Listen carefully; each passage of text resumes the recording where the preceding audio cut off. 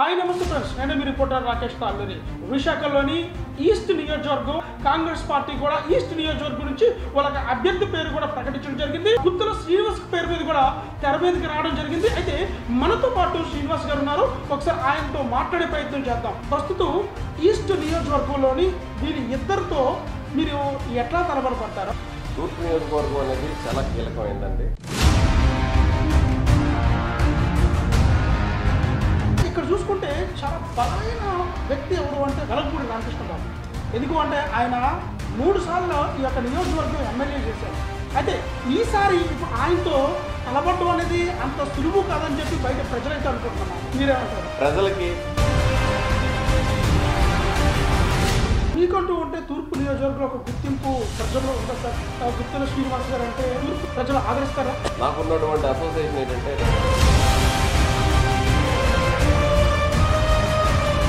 ఆంధ్ర రాష్ట్రంలోని ఎప్పుడైతే వైఎస్ రాజశేఖర రెడ్డి మరణం తర్వాత కాంగ్రెస్ అనేది భూస్థాపం కూడా అయిపోయింది. అలాంటి కాంగ్రెస్ని విశాఖ ప్రజలు ఆదరిస్తారా?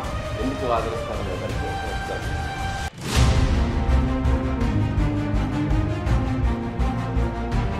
ఒకవేళ గుత్తుల శ్రీనివాస్ గారు విశాఖపట్నం తూర్పు నియోజకవర్గాన్ని నుంచి గెలిస్తే మీరు తూర్పు నియోజక ప్రజలకు మీరు ఏం చేయబోతారు? మొట్టమొదటిసారిగా మనకు ఉన్నటువంటి సమస్య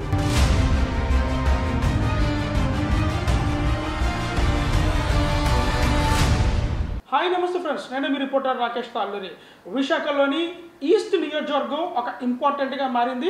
అంటే హోరాహోరీగా కూడా ఎవరు కాదు, అటు వైసీపీ ఇటు టీడీపీ అభ్యర్థి ఉమ్మడి అభ్యర్థి ఎవరు అంటే వెలగపూడి రామకృష్ణ బాబు కూడా, అటు వైసీపీ నుంచి ఎంవివి సత్యనారాయణ కూడా ఇద్దరు హోరాహోరీగా యొక్క ప్రచారం కొనసాగుతుంది. అయితే ఇప్పుడు లేటెస్ట్గా కాంగ్రెస్ పార్టీ కూడా ఈస్ట్ నియోజకవర్గం నుంచి వాళ్ళకి అభ్యర్థి పేరు కూడా ప్రకటించడం జరిగింది. గుత్తుల శ్రీనివాస్ పేరు మీద కూడా తెర మీదకి రావడం జరిగింది. అయితే మనతో పాటు శ్రీనివాస్ గారు ఉన్నారు. ఒకసారి ఆయనతో మాట్లాడే ప్రయత్నం చేద్దాం. సార్ నమస్తే అండి. అయితే ప్రస్తుతం ఈస్ట్ నియోజకవర్గంలోని వీరి ఇద్దరితో మీరు ఎట్లా తలబడతారు? తూర్పు నియోజకవర్గం అనేది చాలా కీలకమైందండి. ఎందుకంటే మీకు తూర్పు అనేది ప్రతి ఇంటికి కూడా వాస్తు చూసుకుని ఎలాగ మనం వెళ్తామో అలాగా మా యొక్క ఈ రాష్ట్రం మొత్తం 175 నియోజకవర్గాల్లో ఒక కీలకమైన ప్రాంతమైనటువంటి తూర్పు నియోజకవర్గంలో 2 బలమైన సామాజిక వర్గాల దగ్గర నుంచి ఒకళ్ళు ఎంపీగాను ఒకళ్ళేమో 2 సార్లు 3 సార్లు ఎమ్మెల్యేగాను పోటీ చేసినటువంటి వ్యక్తుల దగ్గర ఒక బలహీన వర్గానికి చెంది ఎప్పటి నుంచో కాంగ్రెస్ పార్టీలో 96 నుంచి ఎన్ఎస్ఏ యూత్ కాంగ్రెస్ ఇలాగా జనరల్ సెక్రటరీస్ గాను స్టేట్ సెక్రటరీస్ గాను అలాగే వేరే రాష్ట్రాలకు ఇన్ఛార్జ్ గాను పనిచేసినటువంటి నాకు అధిష్టానం గుర్తించి నాకు టికెట్ ఇచ్చింది. అలాగే ఆ విధంగా మీ దీని సమక్షంలో ఖర్గే గారికి కానీ రాహుల్ గాంధీ గారికి కానీ సోనియా గాంధీ గారికి కానీ కృతజ్ఞతలు తెలియజేస్తూ ఈ తూర్పు నియోజకవర్గంలో పర్టికులర్గా మా సామాజిక వర్గం అంటే బలహీన వర్గం అంటే డబ్బు లేనటువంటి వాళ్ళండి, కులం కాదు నేను చెప్పేది, బలహీనం అంటే వాళ్ళిద్దరూ సామాజిక వర్గం అంటే కులం కోసం మాట్లాడుతున్నాను అనుకోవద్దు. కేవలం డబ్బు రూపంలో మేమందరం కూడా చిన్న స్థాయి నుంచి వచ్చాం, కాంగ్రెస్ పార్టీని నమ్ముకుని ఉన్నాం. ఏ పార్టీలు కూడా ఎటువంటి ప్రలోభాలు పెట్టడానికి ప్రయత్నించడానికి శ్రీనివాస్ పేరు ఎత్తితేనే ప్రయత్నించరు.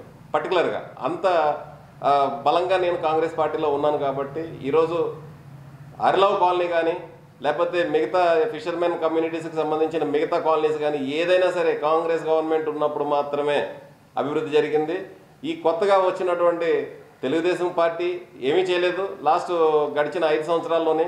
అలాగే వైసీపీ గవర్నమెంట్ కూడా ఉన్నటువంటి రాయితీలన్నింటినీ కూడా ఫిషర్మెన్లకు ఇచ్చిన రాయితీలన్నింటినీ ఎత్తేసారు. ఈరోజు ఎంవివి గారికి ఓటేస్తే ఈ ఆర్లవ్ కాలనీలు ఎప్పుడైతే ఇందిరమ్మ ఇచ్చినటువంటి ఇల్లులు ఉన్నాయో ఆ కాలనీలన్నీ కూడా రేపు పొద్దున్న కంపల్సరీ విల్లాస్ కింద మార్చేస్తారు. రాణి చంద్రమతి దేవి భూ కబ్జా ఉన్నది కదండి, దానికి 2% 1% ఇచ్చారట. అది కూడా ఏదో పేపర్లో చదివాను, ఐ డోంట్ నో కరెక్ట్గాను. కేవలం ఇటువంటి ప్రలోభాలు ఈరోజు చీరలకో స్వీట్ బాక్సులకో ప్రజలు కనుక లొంగితే రేపొద్దున భావితరాలకి అక్కడ ఆరిలవ్ కాలనీ కానీ అలాగే ఇక్కడ ఫిషర్మెన్ కమ్యూనిటీస్కి సంబంధించినటువంటి కాలనీస్ కానీ లేకపోతే బోట్లు కానీ ఇవన్నీ కూడా కార్పొరేట్ వ్యవస్థకి తాకడ పెట్టుకోవాల్సిన పరిస్థితి అయితే తప్పనిసరిగా ఉంటుంది. అన్నట్టు గెలుపుతో అని చెప్పి అంటున్నారు కదా. అయితే ఇక్కడ చూసుకుంటే చాలా బలమైన వ్యక్తి ఎవరు అంటే వెలగపూడి రామకృష్ణ బాబు. ఎందుకు అంటే ఆయన 3 సార్లు ఈ యొక్క నియోజకవర్గం ఎమ్మెల్యే చేశారు. అయితే ఈసారి ఇప్పుడు ఆయనతో తలబడ్డం అనేది అంత సులువు కాదని చెప్పి బయట ప్రజలైతే అనుకుంటున్నమాట. మీరేమంటారు? తప్పనిసరిగా ఆయనకు ఉన్నటువంటి ఆర్థిక బలం దగ్గర అయితే నేను చిన్నోడే తప్పనిసరిగాను. అలాగే ప్రజాబలం దగ్గర అయితే ఆయన చిన్నోడు అవుతాడు. ఎందుకంటే రానున్న కాలంలో కాంగ్రెస్ పార్టీ ఒక్కటే స్పెషల్ స్టేటస్ ఇచ్చినప్పటికీ లేదా స్పెషల్ ప్యాకేజెస్ ఇచ్చినప్పటికీ కూడా ప్రజలకి జీవనోపాధి కలగాలన్నా, యువతకు ఉద్యోగాలు రావాలన్నా, పేదవాళ్ళకి ఇల్లులు కావాలన్నా సరే కాంగ్రెస్ పార్టీకి తప్పనిసరిగా ఓటేస్తారు. అలాగే ఇప్పుడు ఈరోజు ఉన్నటువంటి ముస్లిం మైనార్టీ, క్రిస్టియన్ మైనార్టీస్ వీళ్ళందరూ ఉన్నారంటే తప్పనిసరిగా మొన్ననే నేను దర్గాల్లోకి వాటిలోకి వెళ్ళాను. అయ్యా అందరూ కూడా ఎవరికి ఓటేసినా, ఇటు వైసీపీకి ఓటేసినా పువ్వు గుర్తుకు వెళ్తుంది, అటు తెలుగుదేశంకి ఓటేసినా కూడా పువ్వు గుర్తుకు వెళ్తుంది. కాబట్టి ఈసారి తప్పనిసరిగా మిమ్మల్ని ఆశీర్వదిస్తాం, మిమ్మల్ని గెలిపించుకుంటాం అని చెప్పి ప్రజల దగ్గర నుంచి మంచి స్పందన ఉన్నది. నేను తిరిగింది కూడా మామూలుగా ఏదో ఆ అఫీషియల్ కాలనీలోనో అప్లయన్స్లోనో తిరగలేదు. నేను కేవలం మా బలహీన వర్గాలు ఎక్కడైతే ఉన్నారో, అలాగే ముస్లిమ్స్ ఎక్కడ ఉన్నారో, క్రిస్టియన్ మైనార్టీస్ ఎక్కడ ఉన్నారో వాళ్ళ దగ్గరికి వెళ్ళి మణిపూర్ మరో మణిపూర్ ఘటన అంటే తెలుగుదేశంకి ఓటేస్తారా లేదనేది ఒక్క మణిపూర్ ఘటనని కేవలం ఎగ్జాంపుల్గా తీసుకుంటే ఆ మణిపూర్ ఘటన వల్ల నరేంద్ర మోడీ గారు 3 రాష్ట్రాల్లో ఎన్నికల్లో ప్రచారం చేయలేని, ఎన్నికల్లో అభ్యర్థులు నిలబెట్టలేని స్థాయికి దిగజారిపోయారంటే ఇది నా గెలుపుకి ఒక నిదర్శనమే. ఎందుకంటే కేవలం క్రిస్టియన్స్కి ఎంత అవమానం జరిగింది, ఏ విధంగా జరిగింది. అలాగే ముస్లిమ్స్ ఏమండి, మనది సుల్తాన్లు పరిపాలించలేదా, బ్రిటిషర్స్ పరిపాలించలేదా? వాళ్ళెవరో సుల్తాన్లు అంటే ముస్లిమ్స్, బ్రిటిషర్స్ పరిపాలించారంటే క్రిస్టియన్స్. వాళ్ళందరి టైంలో మనం ప్రార్థనలు చేసుకోలేదా, గుళ్ళకి వెళ్ళలేదా, పూజలు చేసుకోలేదా? ఇవాళ రామ మందిరం నిర్మిస్తేనేనా మనం పూజలు చేసుకునేది? హిందూ తత్వం అనేది ప్రాచీన కాలం నుంచి ఏర్పడినటువంటి ఈ హిందూ తత్వాన్ని ఓన్లీ మతతత్వాలు అడ్డుపెట్టుకుని కేవలం 0.2% కూడా లేనటువంటి బీజేపీ భయపెట్టి అటు వైసీపీని కానీ ఇటు తెలుగుదేశాన్ని ఒక విధంగా భయపెడుతుంది, ఇంకో విధంగా వైసీపీని భయపెట్టి వాళ్ళ అధికారాన్ని చెలాయిస్తున్నారు. కేవలం మీరు వేసే ప్రతి ఓటు కూడా బీజేపీకి మాత్రం గ్రహించి ఈసారి తప్పనిసరిగా ఆస్తం గుర్తుకు ఓటేసి ఇండియా కూటమిని గెలిపిస్తారు, ప్రజలు ఆదరిస్తారనే నమ్మకం, నాకు పూర్తిగా విశ్వాసం కూడా ఉంది ప్రజల మీద. మీకంటూ ఉంటే తూర్పు నియోజకవర్గంలో ఒక గుర్తింపు ప్రజల్లో ఉందా సార్? ఇప్పటికీ గుత్తుల శ్రీనివాస్ గారు అంటే తూర్పు నియోజకవర్గ ప్రజలు ఆదరిస్తారా? తప్పనిసరిగా నేను ఇక్కడ పుట్టింది ఇదే నియోజకవర్గంలో, ఎన్ఎంసిఎస్ స్కూల్లో చదివాను, అలాగే కృష్ణా కాలేజీలో చదివాను, యూనివర్సిటీలో చదివాను, లా కాలేజీలో చదివాను. నాకున్నటువంటి అసోసియేషన్ ఏంటంటే ప్రతి పేదవాడి ఇంటికి వెళ్ళి వాళ్ళతో కూర్చొని భోజనం చేయగలిగే అంత ఆదరాభిమానాలు అయితే నాకు. ఇదే ఎందుకంటే నేను విన్నది, మేము మా టీం వెళ్ళి సర్వే చేసింది ఏంటంటే గుత్తుల శ్రీనివాస్ గారికి ఒక ప్రత్యేకత ఉంది. ఎందుకంటే అందరితోని మింగిల్ అయ్యే మనిషి. ఆంధ్ర రాష్ట్రంలోని ఎప్పుడైతే వైఎస్ రాజశేఖర రెడ్డి మరణం తర్వాత కాంగ్రెస్ అనేది భూస్థాపం కూడా అయిపోయింది. అలాంటి కాంగ్రెస్ని ఇప్పుడున్న విశాఖ ప్రజలు ఆదరిస్తారా? తప్పనిసరిగా ఆదరిస్తారో. ఎందుకు ఆదరిస్తారు అనే దానికి ఒక ఎగ్జాంపుల్ ఇస్తాను సార్. ఈరోజు మన విశాఖపట్నానికి ఒక తలమానికమైనటువంటి స్టీల్ ప్లాంట్ ఉందండి. ఆ స్టీల్ ప్లాంట్ స్థాపించింది, ఎక్స్పాన్షన్ చేసింది అన్నీ కూడా కాంగ్రెస్ అండి. 32 మంది ప్రాణాలు కోల్పోతే వాళ్ళందరినీ కూడా మన తాలూకా దీనిలో తీసుకుని అసలు స్టీల్ ప్లాంట్ రావడానికి కారణం అదే 2007లోను కూడా 9,000 కోట్లతోటి మన్మోహన్ సింగ్ గారు దాన్ని ఎక్స్పాన్షన్ చేశారు. ఈరోజు 6-7,000 కోట్లతో లాస్ట్ చూపించేసి ఎవరో పెద్ద అదానీలు అంబానీలకు అమ్మేద్దామని చూస్తున్నారు. దాన్ని తప్పనిసరిగా రాహుల్ గాంధీ గారు మా మేనిఫెస్టోలో పెట్టారు. ఎట్టి పరిస్థితుల్లో కూడా స్టీల్ ప్లాంట్ని ప్రైవేటీకరణ కానివ్వము, అలాగే గంగవరం పోర్టుని మళ్ళీ వెనక్కి తీసుకొస్తాం గవర్నమెంట్ వ్యవస్థలో. ఎందుకంటే వాళ్ళు అమ్మేసుకున్నారు. మన జగన్మోహన్ రెడ్డి గారు మనకు ఉన్నటువంటి 10% షేర్ని కూడా అమ్మేశారు.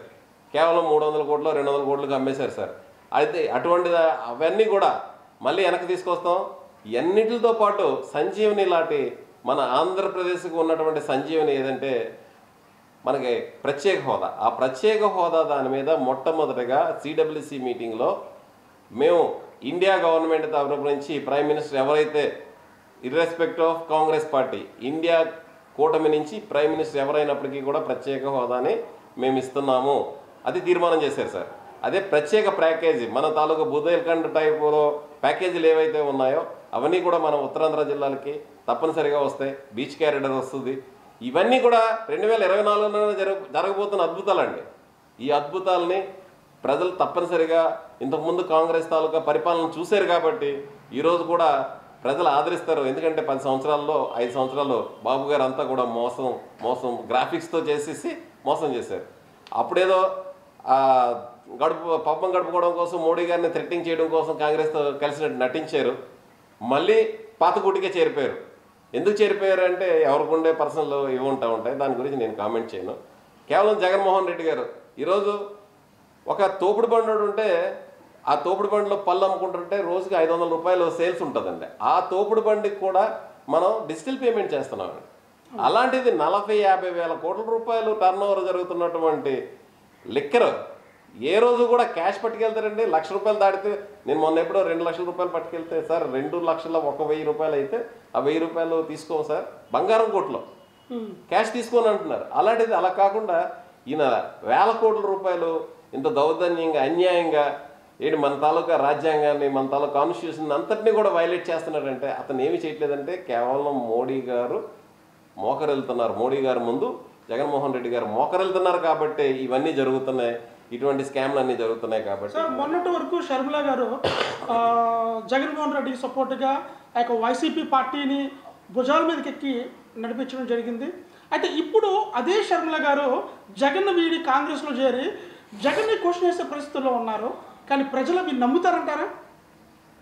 తప్పనిసరిగా సార్. ఎందుకంటే ఒక కుటుంబంలో, ఒక ఫ్రెండ్ సర్కిల్లో మనకి ఎవరైనా ఎదుగుతున్నారు వ్యక్తి అన్నప్పుడు మనం చూస్తాం, ఏంటి ఈ వ్యక్తి తాలూకా నైజాన్ని చూద్దామని.